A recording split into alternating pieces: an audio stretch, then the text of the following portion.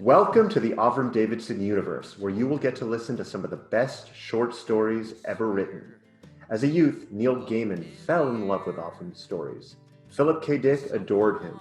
Ursula Le Guin thought his tales wonderful, and Ray Bradbury compared him to Kipling. Each episode will include a special guest, an amazing short story, and a discussion of that story. Enjoy classic tales such as O'er All the Seas with Oysters, The Golem, The Sources of the Nile, and many others. How could you be? It sounds like a story to me, yeah. Sounds like a story to me. Michael, it's good to see you again. It's been a while. God, let's not talk about how long it's been. Even without this COVID business, it was like a different era the last time we saw each other. I think I'm guessing probably the last time I must have been 12 or 13, but I have fond memories. So it's really good to see you. You look great. I also have fond memories of that time and of you and of Avram and of things. Yeah. Well, I'll start with, I brought it, I've been going through a lot of Avram's works, and, the one that jumped out at me was the Reward Edward papers in particular. I loved your foreword, and I know you worked with Avram and edited some of his work. So I'd love to learn what it was like to actually work with Avram. I will tell you the story. It's been a while since I thought of this. I got a phone call from the editor at Doubleday saying, Avram owes us this book. It's the Redwood Edward papers, and it needs editing. And I said, and he said, nobody in this outfit will work with that man. They said, he's too damn picky. So I will publish it if you edit it. And I said, all right, I'll edit. So I edited the thing down. And working with Avram to a certain extent, mostly I just ignored him because everything was on the paper. And not that I didn't effectively change anything. It is all his, But and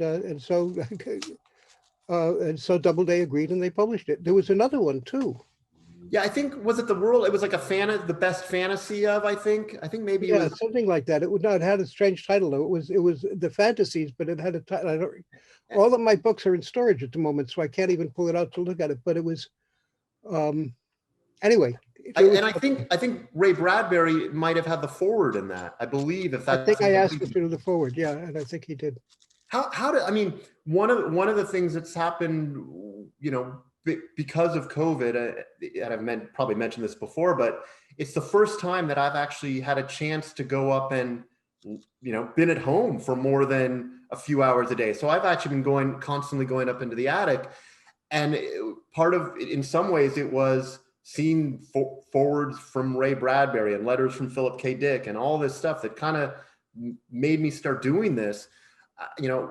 How did you get Ray Bradbury to write the foreword? And Avram, it may not be realized now, Avram was so well regarded as a person and as a writer that I could have asked God to do the foreword if I could locate him, and God did it, but I'd be delighted to. Just don't eat pork. That's all. Wow. I I just received a beautiful letter from the Ray Bradbury Museum, where they actually forwarded a couple of paragraphs that Ray Bradbury quoted as basically saying that if more people wrote basically there's a bunch of hacks right now, and then there's Avram Davidson, who's just basically amazing. I'm paraphrasing, but that's sort of ironic. I had no idea that they had that relationship and respect. I think that Avram had the high respect of all of his fellow writers. He may not have attained the financial success of a few of them, but as we in the business know, that's so much luck as opposed to anything else. I often said that the reason that writers respect each other is purely the quality of their work and not their success, because the success we all know is luck. Yeah. Largely 80% luck. You lived with Avram. I did in Sausalito. We had a house that was slowly sinking into the estuary. It was Wait, did you live on the houseboat with him? no. This was a house that was about a block in from the bay, and the bay was slowly coming up to us. I mean, what was it like living with Avram? And when was that? Was that before? I mean, was that before my? I guess it would have been after my mom and he split, and then It had to be because Yeah. Avram was alone. It was during his grouchy and grumpy period. So, but he was fine to live with. I don't mean it impinged on it. Between us, we managed to pay the rent, which was not very high, but still between us, we managed to pay the rent. It was great fun living in Sausalito. We used to hang out at a place called Crepe Voila, Okay. which was a small crepe, a small crepe restaurant that was run by a guy, owned by a guy who'd been fired from the Fairmont dining room. He was the head waiter at the Fairmont dining room, and he got fired. And he got fired for sitting down with a guest, and the guest was Bobby Kennedy. Oh, geez. Bobby Kennedy was talking to him and said, "Sit down. We want to talk about this." So you don't, Bob. You sat down, and they fired him. So he came to Sausalito and opened Crepes Voila, and Avram and I used to sit there every afternoon and schmooze and eat crepes. Wow. I was young, obviously, when he lived there. I definitely remember visiting him on the houseboat. I definitely remember him coming up to the house, and he lived with us for a time as well. I was really young when he lived with us, but I also remember a lot of time over, I think it was Cafe Trieste. Sounds right. That was yeah. Great. Well, any other memories in terms of Sausalito when you were there with him? No, it all seems to have ended up as kind of one big memory without any specific things. I think this was the time of the deal with Doubleday. I think I was living with him at the time that this happened. Oh, wow. And he said to me, he said, "I don't want to deal with Doubleday. If you can get in the book, you do it." And he did it. I do not remember what the dispute between them was. It was probably that Avram wanted a comma removed or something. It was. Well, I know Ethan and I had a conversation recently, and he talked a lot about Avram's relationship with Harlan Ellison and Peter Beagle and Philip K. Dick and others. In Avram's world, were there any folks you remember that in particular that maybe influenced him or were a big part of his kind of career, or just any thoughts there? No, I think it was mostly friendships and maybe selling to somebody. Avram was not influenced. Avram influenced a lot of other people. His style, he was one of the great stylists, and it would have been hubris for any of us to claim that we influenced Avram. For example, if you read any of his books, stories, and think about it, you will realize that a lot of what you know from the story was never actually said. He will write a scene and you'll know exactly what's happening, but if you read it back again, he never said it. Huh. It just came out through what he did say. He would describe the scene and you would infer. Wow.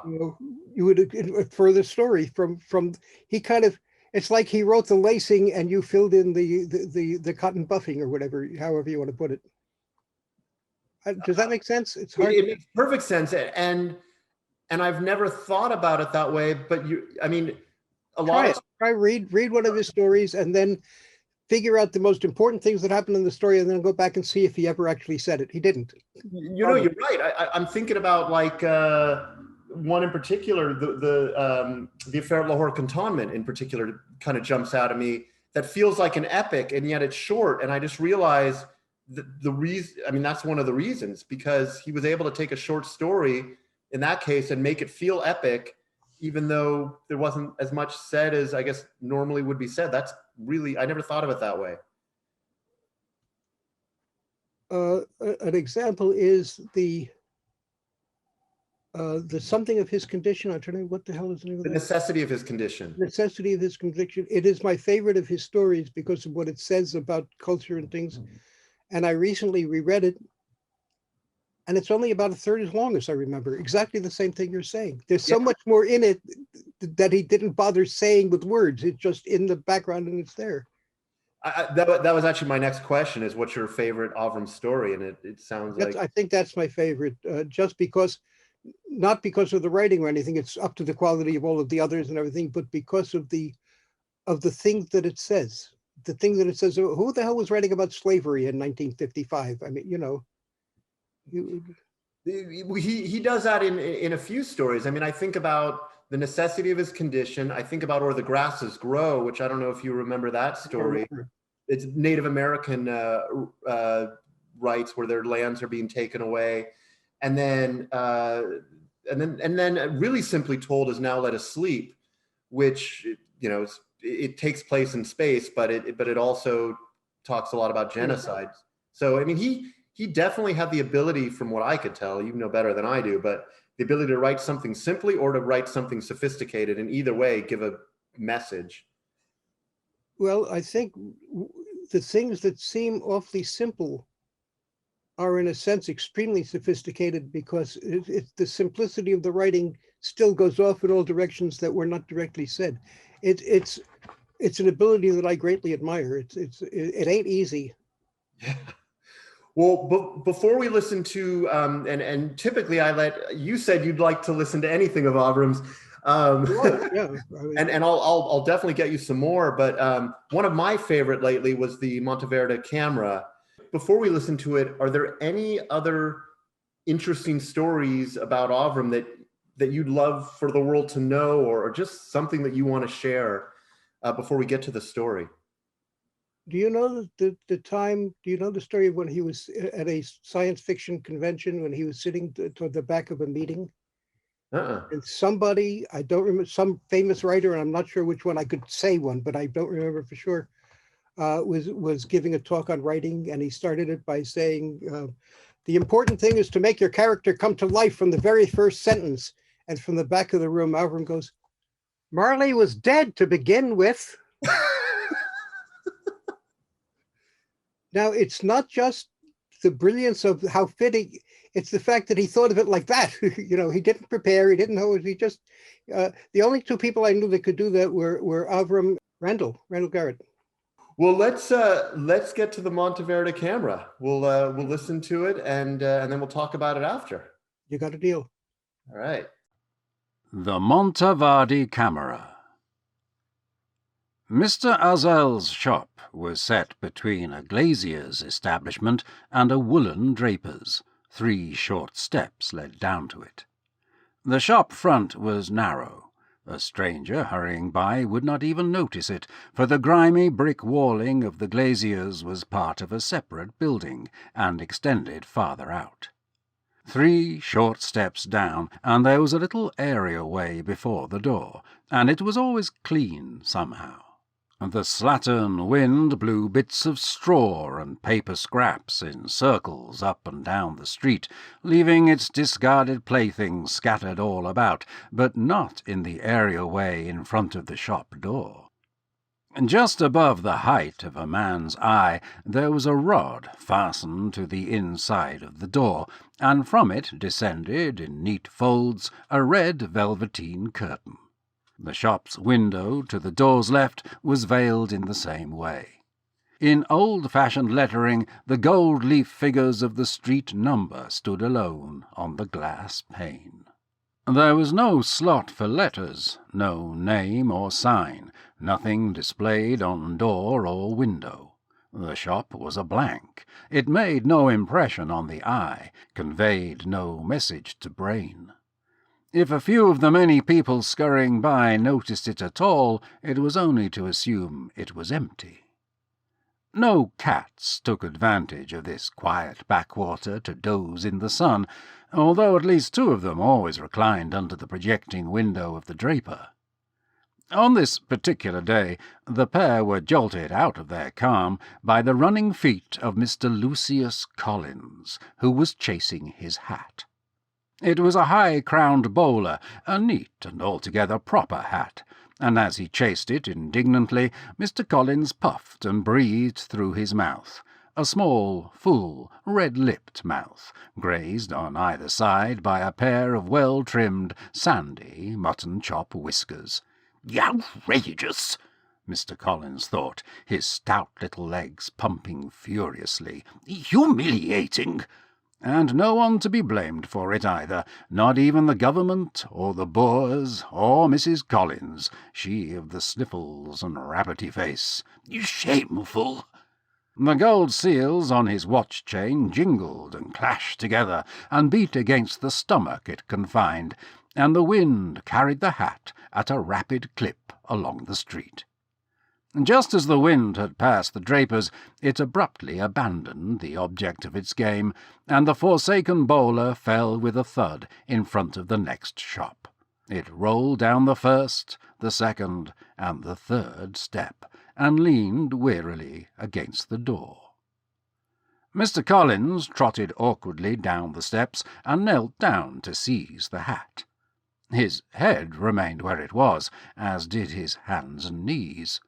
About a foot of uncurtained glass extended from the lower border of the red velveteen to the wooden door-frame, and through this Mr. Lucius Collins looked. It almost seemed that he gaped. Inside the shop, looking down at Mr. Collins's round and red face, was a small, slender gentleman, who leaned against a showcase as if he were, the thought flitted through Mr. Collins's mind, posing for his photograph. The mild amusement evident on his thin features brought to Mr. Collins anew the realization that his position was at best undignified. He took up his hat, arose, brushed the errant bowler with his sleeve, dusted his knees, and entered the shop. Somewhere in the back a bell tinkled as he did so.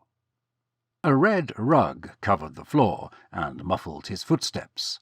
The place was small but well furnished, in the solid style more fashionable in past days.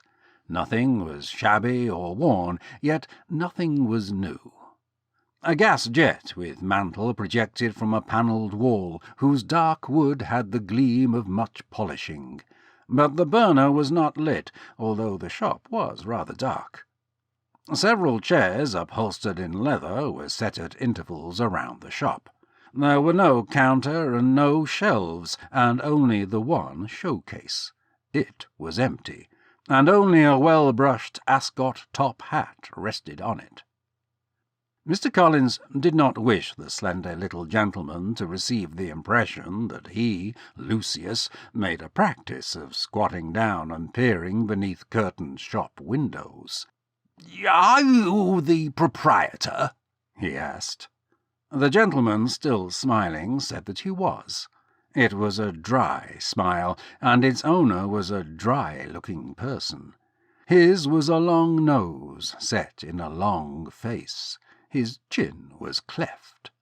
The gentleman's slender legs were clad in rather baggy trousers, but it was obvious that they were the aftermath of the period when baggy trousers were the fashion, and were not the result of any carelessness in attire. The cloth was of a design halfway between plaid and checkered, and a pair of sharply pointed and very glossy shoes were on his small feet.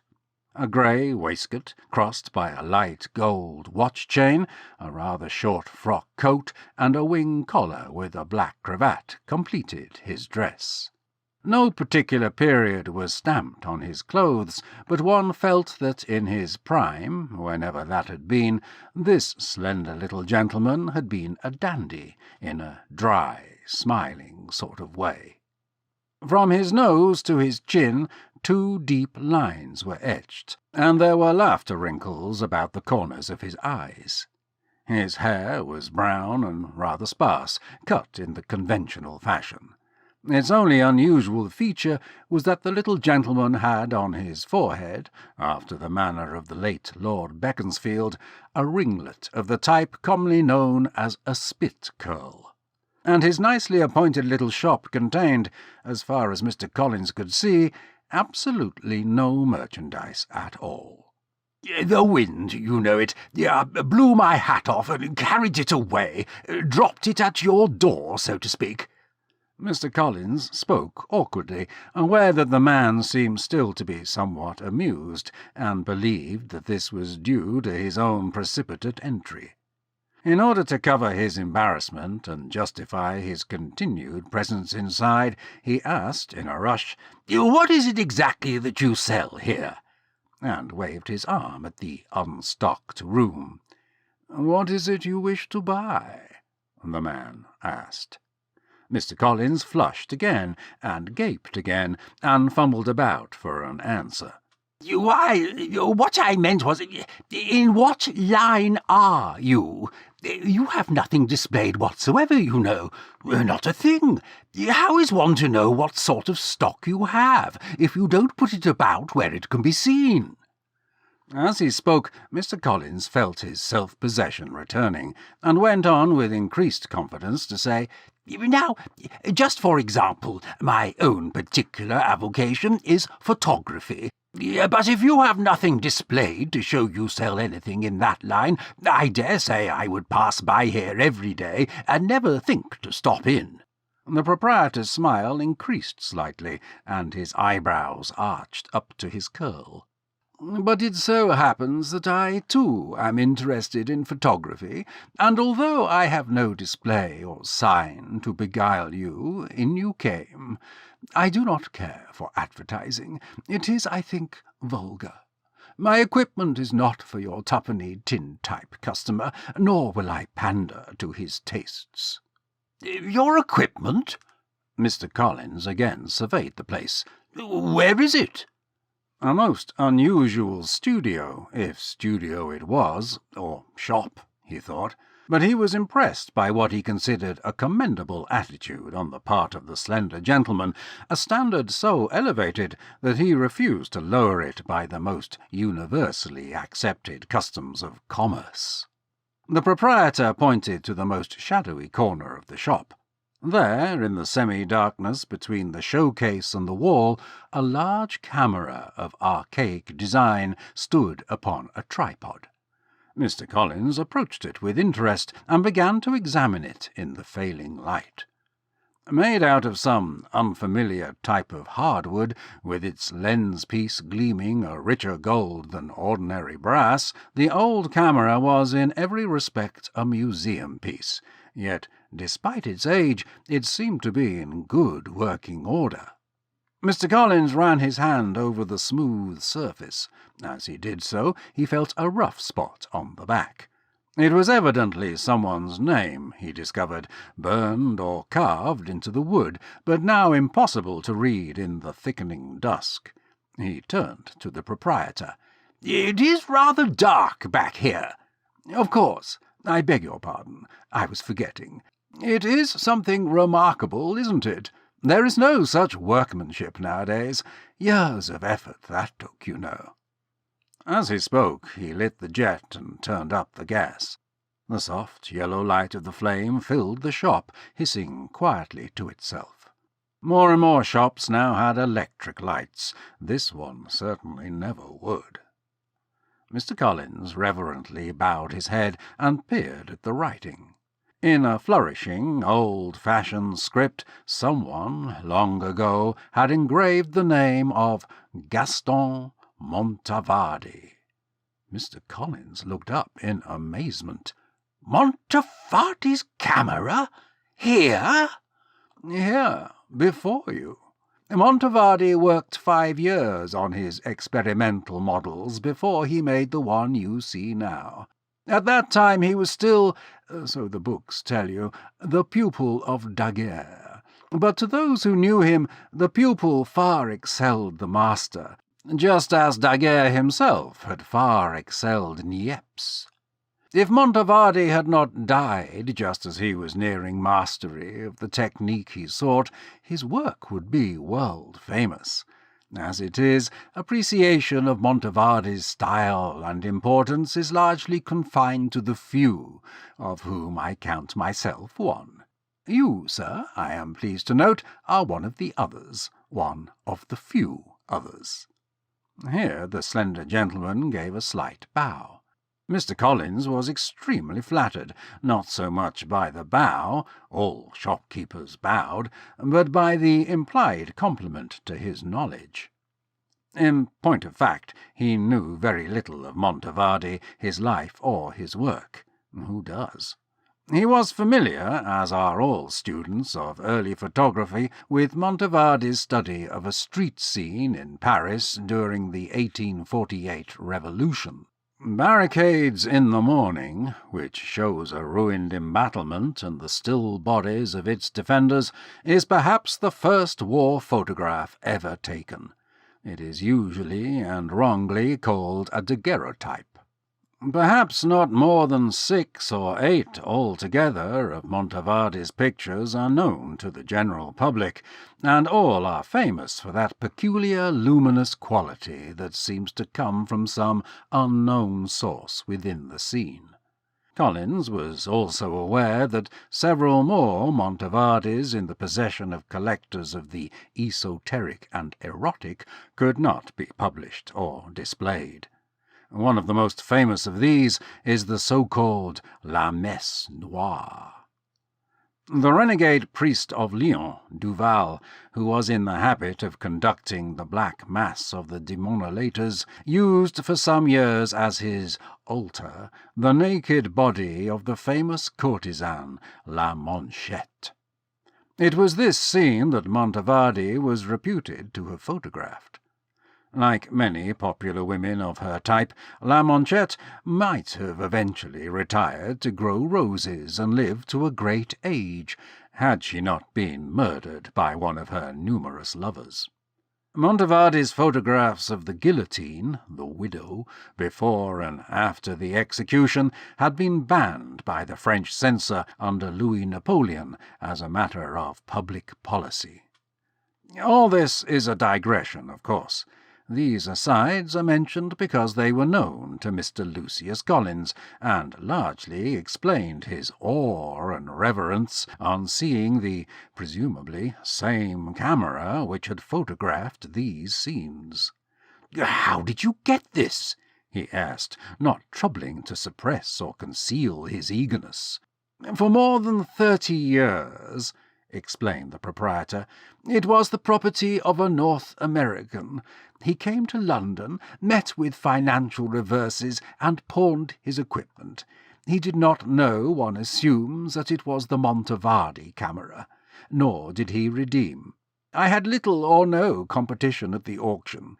Later I heard he had gone back to America, or done away with himself, some said, but no matter. The camera was a bon marché. I never expected to see it again. I sold it soon after, but the payments were not kept up, and so here it is." On hearing that the camera could be purchased, Mr. Collins began to treat for its sale, though he knew he could really not afford to buy, and would not take no for an answer. In short, an agreement was drawn up whereby he was to pay a certain sum down and something each month for 8 months. "Shall I make out the cheque in pounds or in guineas?" he asked. "Guineas, of course. I do not consider myself a tradesman." The slender gentleman smiled, and fingered his watch-chain as Mr. Collins drew out his cheque-book. "What name am I to write, sir? I do not—" "My name, sir, is Azel. The initials A.A. Ah, just so. Can you manage the camera by yourself?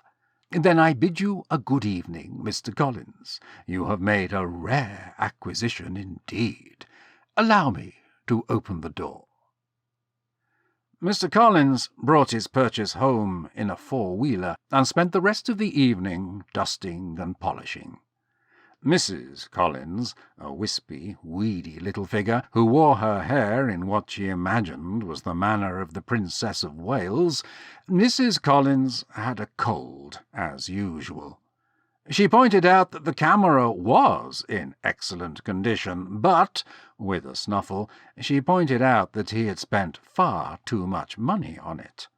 In her younger days, as one of the Misses Wilkins, she had done quite a good bit of amateur photography herself, but she had given it up because it cost far too much money. She repeated her remarks some evenings later when her brother, the Reverend Wycliffe Wilkins, made his weekly call. "Mind you," said Mr. Collins to his brother-in-law, "I don't know just what process the inventor used in developing his plates, but I did the best I could, and I don't think it's half bad. See here, this is the only thing I've done so far. One of those old Tudor houses in Great Cumberland Street. They say it is one of the old plague houses. Pity it's got to be torn down to make way for that new road. I thought I'd beat the wreckers to it." "Very neatly done, I'm sure," said his brother-in-law. "I don't know much about photography myself, but evidently you haven't heard about this particular house. No? You happened yesterday. My cook was out marketing, and just as she came up to the corner, the house collapsed in a pile of dust. Shoddy workmanship somewhere. I mean, the house couldn't have been more than 300 years old. Of course, there was no one in it, but still it gave the cook quite a turn. I suppose there's no harm in your having this camera, but as for me, considering its associations, I wouldn't have it in the house. Naked women, indeed. Saving your presence, Mary." "Oh, come now," said Mr. Collins. "Montavarde was an artist." "Many artists have been pious, decent people, Lucius. There can be no compromise between good and evil." Mrs. Collins snuffled her agreement. Mr. Collins pursed his little mouth and said no more until his good humour was restored by the maid's coming in with the tea-tray. "I suppose, then, Wycliffe, you wouldn't think of letting me take your picture?" "Well, I don't know why ever not," Mrs. Collins protested. "After the amount of money Lucius spent on the camera, we ought to make some use out of it, I think. Lucius will take your likeness whenever it's convenient. He has a great deal of free time. Raspberry jam or gooseberry, Wycliffe?" Mr. Collins photographed his brother-in-law in the vicarage garden, alone, and then with his curate, the Reverend Osias Gom. Both clerical gentlemen were very active in the temperance movement, and this added a note of irony to the tragic events of the following day. It was the carriage of Stout, the brewer. There was no doubt about that. The horses had shied at a scrap of paper. The witnesses, 6 of them, had described seeing the 2 clergymen start across the street, deep in conversation. They described how the carriage came flying around the corner. "They never knew what hit 'em," the witnesses agreed. Mrs. Collins said that was the only thing that comforted her. She said nothing, of course, about the estate, £3,000 in 6% bonds, but she did mention the picture. "How bright it is, Lucius," she said. "Almost shining." After the funeral, she felt free to talk about the financial affairs of her late brother, and until the estate was close to being settled, Mr. Collins had no time for photography. He did keep up the monthly payments on the camera, however, although he found them rather a drain. After all, it had not been his income which had just been increased by £180 per annum. It was almost November before Mrs. Collins would consent to have a fire laid. The inheritance of her brother's share of their patrimony had not changed her habits for what her husband, if no one else, would have considered the better. Although he still transferred the same amount each quarter from his personal account to the household funds, there was less and less to show for it each week. Meat appeared on the table less often, and it was much more likely to be a piece of the neck than a cut off the joint. The tea grew dustier, and the pieces of butter shrank in size, and more than once Mr. Collins had asked for another bit of cake at tea, and been told, truthfully, as he learned by prowling around the kitchen later at night, that there wasn't another bit of cake in the house. Perhaps it was his going to sleep on an empty, and hence nervous, stomach that caused the odd dreams which began about this time, confused scenes he could never remember come daylight, and a voice, flat, resonant, repeating over and over, "The life is in the light. The life is in the light." He had, of course, protested, and it had, of course, done him no good at all. Mrs. Collins, with a snuffle, spoke of increased prices, the unsteady condition of world affairs, and the necessity of setting something aside for the future, because, she said, who knows? So, at any rate, here it was November, and a nice sea-coal fire in the grate, with Mr. Collins sitting by it in his favourite chair, reading the newspaper. There had formerly been two, but Mrs. Collins had stopped one of them in the interests of domestic economy. There were a number of interesting bits in the paper that evening, and occasionally Mr. Collins would read one of them aloud.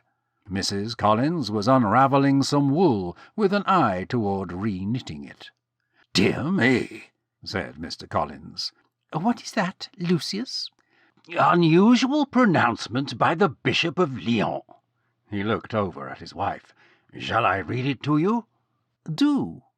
His Grace the Bishop of Lyons had found it necessary to warn all the faithful against a most horrible series of crimes that had recently been perpetrated in the city and sea of Lyons. It was a sign of the infamy and decadence of the age that not once but 6 times in the course of the past year consecrated wafers had been stolen from churches and rectories in the city and sea of Lyons. The purpose of these thefts could only indicate one thing, and it behooved all of the faithful, and so forth. There was little doubt, wrote the Paris correspondent of Mr. Collins's newspaper, that the bishop referred to the curious ceremony generally called the Black Mass, which, it would appear, was still being performed in parts of France, and not merely, as might be assumed, among the more uneducated elements of the population. "Dear me," said Mr. Collins. "Oh, those French," said Mrs. Collins. "Wasn't it Lyons? Wasn't that the place that this unpleasant person came from, the camera-man?" "Montavarde?" Mr. Collins looked up in surprise. "Perhaps. I don't know. What makes you think so?" "Didn't poor Whitcliffe say so on that last night he was here?" "Did he? I don't remember." "He must have. Else how could I know?" This was a question which required no answer, but it aroused other questions in Mr. Collins's mind. That night he had the dream again, and he recalled it very clearly on awakening. There was a woman, a foreign woman, though how he knew she was foreign he could not say. It was not her voice, for she never spoke, only gestured, horrid, wanton gestures too. Nor was it in her clothes, for she wore none. And she had something in her hand, about the size of a florin, curiously marked, and she offered it to him. When he went to take it, she snatched it back, laughing, and thrust it into her red, red mouth. And all the while the voice, inflectionless, echoing, repeated over and over again, "The light is in the life, the light is in the life." It seemed, somehow, a familiar voice. The next day found him at his book dealer's, the establishment of little Mr. Pettigrew, the well-known antiquary, known among younger and envious members of the trade as the well-known antiquity. There, under pretence of browsing, Mr. Collins read as much as he could on demonolatry in general, and the Black Mass in particular. It was most interesting, but as the books all dated from the previous century, there was no mention of either Duval or Montavarde. Mr. Collins tipped his hat to the book dealer, it was the same bowler, and left the shop. He bought an illustrated London News at the tobacconist's, got a seat on top of the omnibus, and prepared to enjoy the ride home. It was a bright day, despite the time of year, one of the brightest Guy Fawkes days that Mr. Collins could remember. The Illustrated, he noted, was showing more and more photographs as time went on, and fewer drawings. Progress, progress, thought Mr. Collins, looking with approval and affection at a picture of the Duke of York and his sons, the little princes, all in Highland costume. Then he turned the page and saw something which almost caused him to drop the paper. It was a picture of a dreadnought, but it was the style and not the subject that fixed his attention to the page. "The above photograph," read the caption, "of the ill-fated American battleship the USS Maine was taken shortly before it left on its last voyage for Havana. Those familiar with photography will be at once attracted by the peculiar luminosity of the photography, which is reminiscent of the work of the Frenchman Montavarde. The Maine was built at—" Mr. Collins read no further. He began to think, began to follow a train of thought alien to his mind. Shying away from any wild and outrageous fantasies, Mr. Collins began to enumerate as best he could all the photographs known to him to have been taken by the Montavarde Camera. Barricades in the morning proved nothing, and neither did the widow. No living person appeared in either. On the other hand, consider the matter of La Monchette, the subject of Montavarde's picture La Messe Noire. Consider the old house in Great Cumberland Street, and the Reverends Wilkins and Gom. Consider also the battleship Maine. After considering all this, Mr. Collins found himself at his stop. He went directly home, took the camera in his arms, and descended with it to the basement. Was there some quality in the camera which absorbed the life of its subjects? Some means whereby that life was transmuted into light, a light impressed upon the photograph, leaving the subjects to die? Mr. Collins took an axe and began to destroy the camera.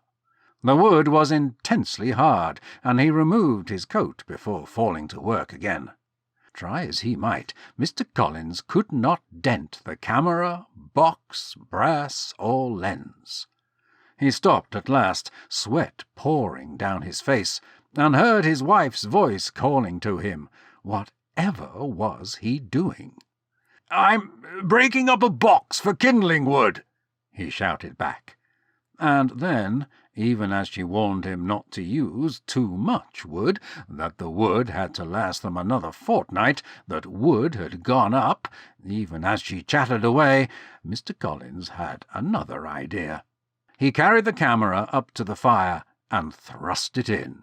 He heaped on the coals, he threw in kerosene at the cost of his eyebrows, and he plied the bellows. Half an hour's effort saw the camera not only unconsumed, but unscorched. He finally removed it from the fire in despair, and stood there, hot and dishevelled, not knowing what to do. All doubts that he had felt earlier were now removed. Previously he had been uncertain as to the significance of Montavarde's presence with his dreadful camera at the rites of Lucifer, at the foul ritual conducted by the renegade priest Duval.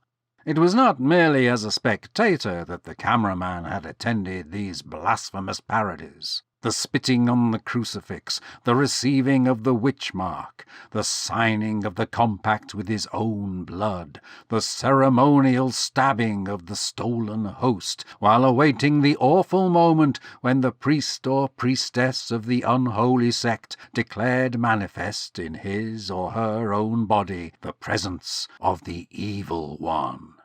Surely Montavarde had done all these things, and not just seen them. Mr. Collins felt that he needed some air. He put on his hat and coat and went down to the street. The breeze cooled his hot face and calmed his thoughts.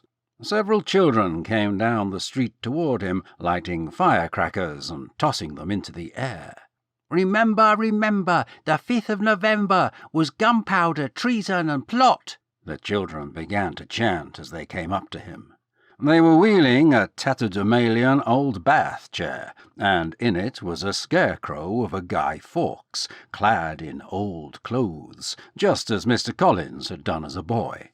"I see no reason why gunpowder treason should ever be forgot," ended the traditional phrases, and then the outstretched, expectant, grimy pause, and a general cry of, "Remember the Guy, sir? Remember the Guy?" Mr. Collins distributed some money to the eager group, even though he could see that his wife, who had come down and was now looking out of the first-floor window, was shaking her head at him and pursing her lips, pantomiming that he wasn't to give them a farthing. He looked away and glanced at the Guy. Its torn trousers were of a plaid design. Its scuffed shoes were sharply pointed. A greasy grey waistcoat, a ragged sort of frock coat, a drooping and dirty wing collar, and a battered ascot top hat completed its dress. The costume seemed unpleasantly familiar to Mr. Collins, but he could not quite place it. Just then a gust of wind blew off the old topper and revealed the Guy's head. It was made of one of those carven coconuts that visitors from southern countries sometimes bring back, and its carven features were a horrible parody of the face of the slender gentleman who had sold the camera. The children went on their way, while Mr. Collins remained standing, his mind a maze of strange thoughts. And Mrs. Collins frowned down at him from the window. She seemed to be busy with something.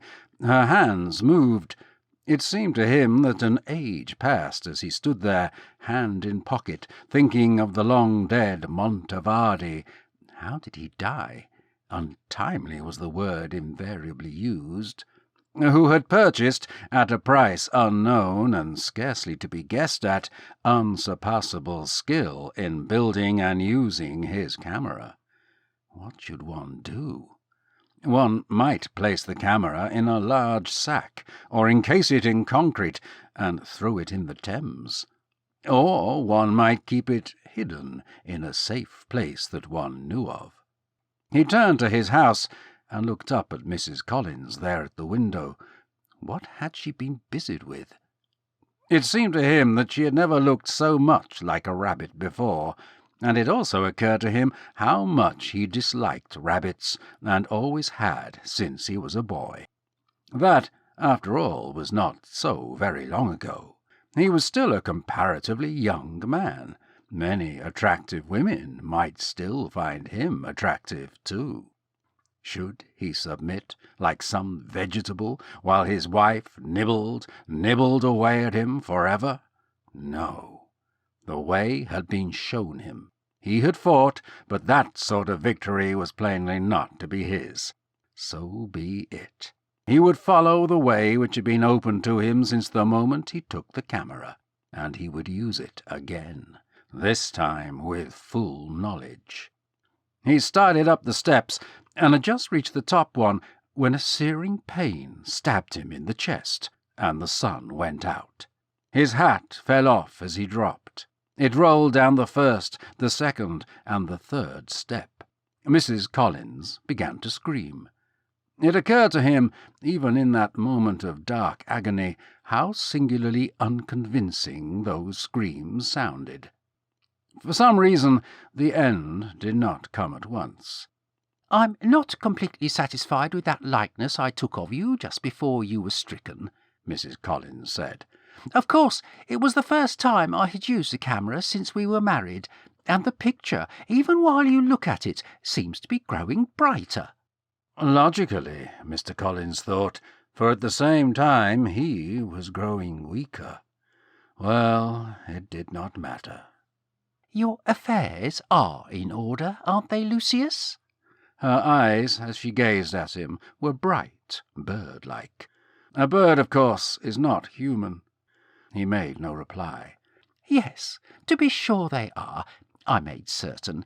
Except for this unpleasant Mr. Azel asking me for money he claims is still owing on the camera. Well, I shan't pay it. I have all I can do to keep myself, but I mean to show him. He can have his old camera back, and much good may it do him. I took my mother's ring, and I scratched the nasty lens up completely with the diamond. Her voice was growing weaker now. It's a tradition in our family, you know. It's an old diamond, an heirloom. It has been in our family ever so long, and they say that it was once set in a jewelled monstrance that stood upon the high altar at Canterbury before the days of good King Harry. That will teach Mr. A. Azel a good lesson. Afterward to the Montavarde Camera.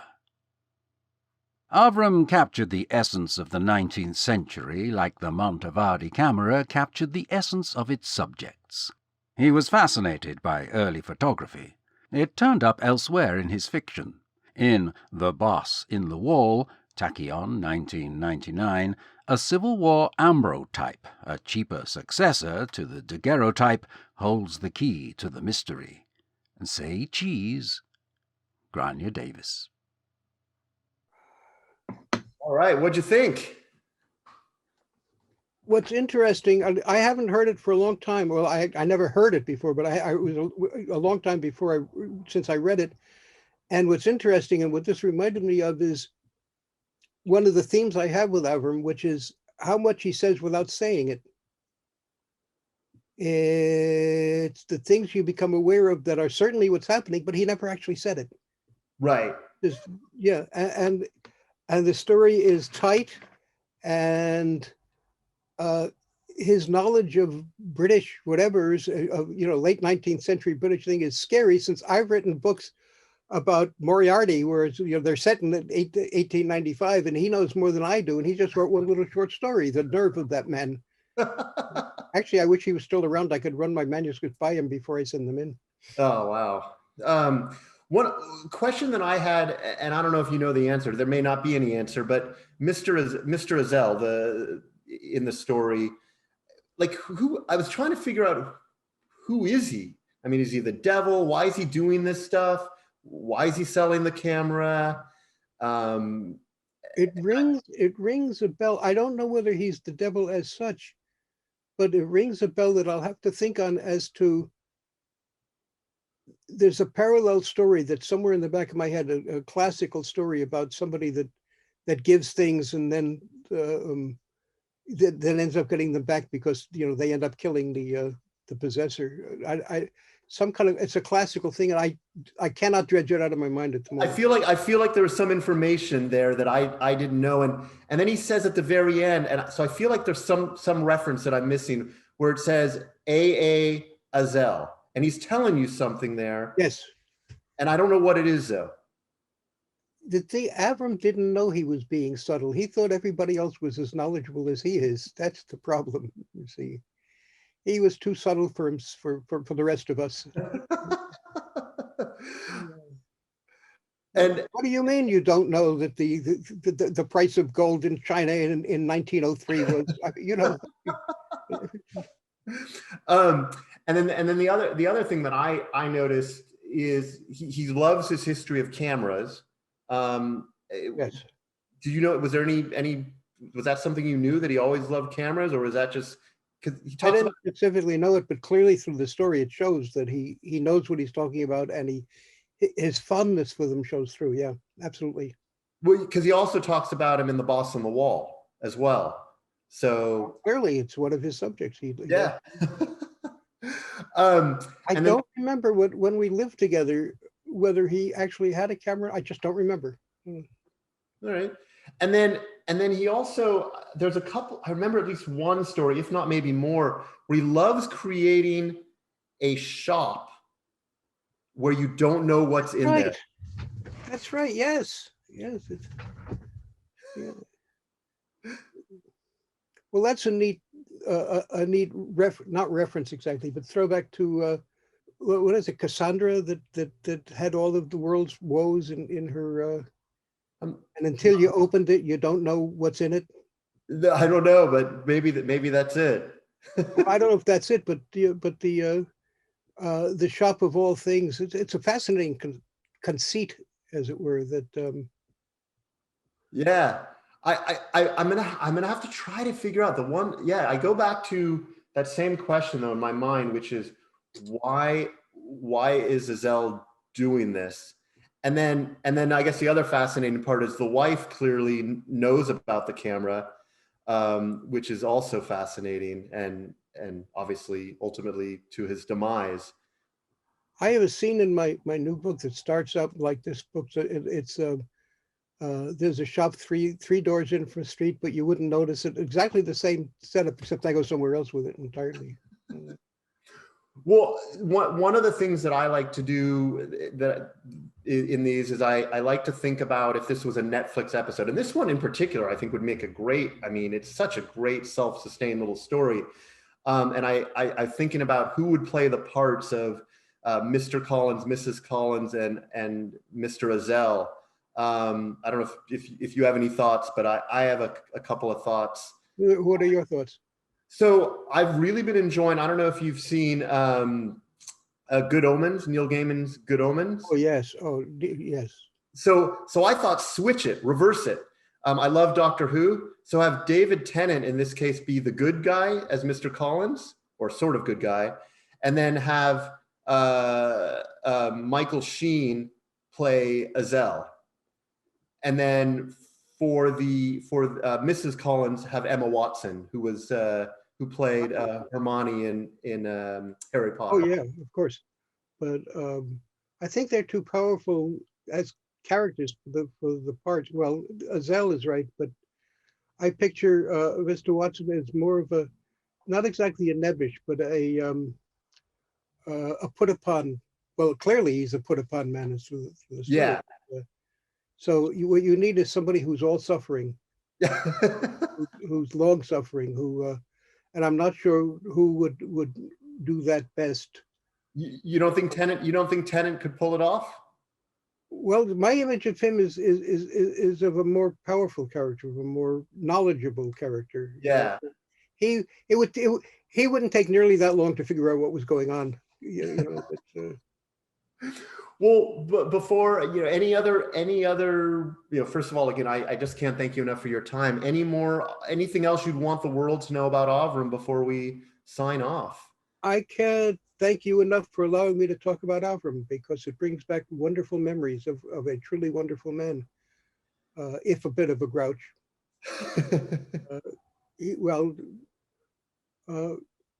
No, I can't think of any specific anecdotes that it's an image. When I think of Avram, I think of someone who could sit down and make magic with. Of course, he had to send his typewriter out to have the ribbon changed. He really did.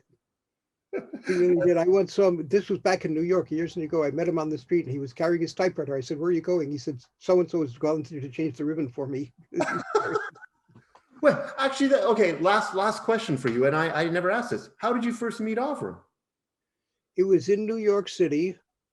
It was in Greenwich Village, and there was a group of us. Do you know about the Hydra Club? Yeah, vaguely. I've heard of it. Well, I'm not sure if it was actually there at the first time, but it was a group of writers that hung out among the group.